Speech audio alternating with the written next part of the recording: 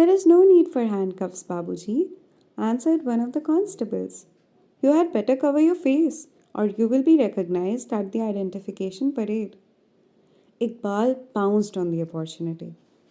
Is this how you do your duty? If the rule is that I have to be handcuffed, then handcuff me. I am not afraid of being recognized. I am not a thief or a dacoit. I am a political worker. I will go through the village as I am so that people can see what the police do to people they do not like. This outburst was too much for one of the constables. He spoke sharply. Babuji, we are being polite to you. We say GG to you all the time. But you want to sit on our heads. We have told you 100 times we are doing our duty. But you insist on believing that we have a personal grudge. He turned to his colleague. Put the handcuffs on the fellow. He can do what he likes with his face. If I had a face like his, I would want to hide it. We will report that he refused to cover it. Iqbal did not have a ready answer to the sarcasm. He had a Semitic consciousness of his hooked nose. Quite involuntarily, he brushed it with the back of his hand. A reference to his physical appearance always put him off. The handcuffs were fastened around his wrists and chained onto the policeman's belt. Sat Sri Akal, Bhaiji. I will be back soon. Sat Sri Akal, Iqbal Singh ji, and may the Guru protect you. Sat Sri Akal, Sentri ji. Sat Sri Akal. The party marched out of the temple courtyard, leaving Meet Singh standing with a kettle of tea in his hand. At the time the two constables were sent to arrest Iqbal, a posse of 10 men was sent to arrest Jagat Singh. Policemen surrounded his house at all points. Constables armed with rifles were posted on neighboring roofs and in the front and rear of the house. Then 6 others armed with revolvers rushed into the courtyard. Jagat Singh lay on his charpai, wrapped from head to foot in a dirty white sheet and snoring lustily. He had spent 2 nights and a day in the jungle without food or shelter. He had come home in the early hours of the morning when he had believed everyone in the village would be asleep.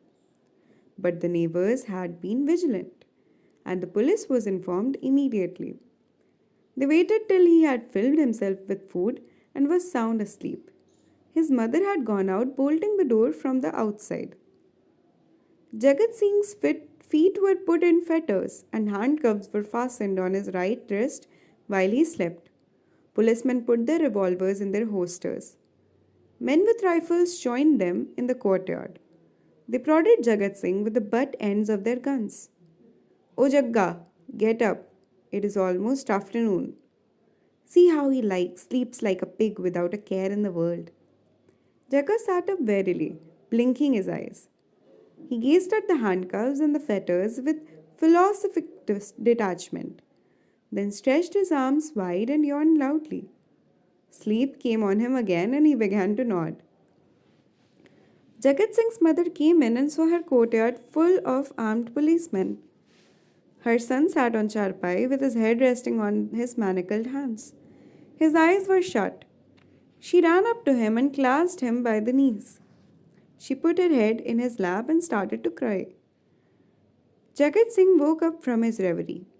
He pushed his mother back rudely. "Why are you crying? You know I had nothing to do with the dacoity." She began to wail. "He did not do it. He did nothing. In the name of God, I swear he did nothing." "Then where was he on the night of the murder?"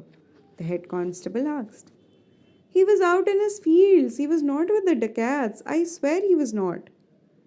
"He is a badmash under orders not to go out of the village after sunset. We have to arrest him for that in any case." He motioned to his men. "Search the rooms and the barn."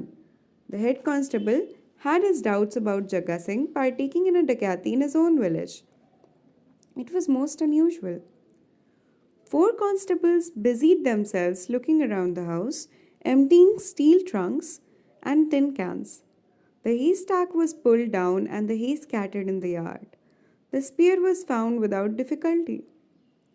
"I suppose this has been put here by your uncle," said the head constable, addressing the mother sourly. Wrap the blade in a piece of cloth. It may have blood stains on it. There is nothing on it, cried the mother. Nothing. He keeps it to kill wild pigs that come to destroy the crops. I swear he is innocent. We will see. We will see. The head constable dismissed her. You better get proof of his innocence ready for the magistrate. The old woman stopped moaning. She did have proof. The packet of broken bangles. She had not told Jagga about it. If she had, he would certainly have gone mad at the insult and been violent to someone. Now he was in fetters and handcuffs. He could only lose his temper. Wait, brother policeman, I have the evidence. The policeman watched the woman go in and bring out a packet from the bottom of her steel trunk. She unwrapped the brown paper. There were broken pieces of blue and red glass bangles with tiny gold spots. Two of them were intact. The head constable took them. What sort of proof is this? The dacoits threw them in the courtyard after the murder. They wanted to insult Janka for not coming with them. Look, she held out her hands. I am too old to wear glass bangles and they are too small for my wrists. Then Jagga must know who the dacoits are. What did they say when they threw them? Asked the head constable. Nothing. They said nothing. They abused Jagga. Can't you keep your mouth shut? Interrupted Jagga angrily. I do not know who the dacoits were. All I know is that I was not with them.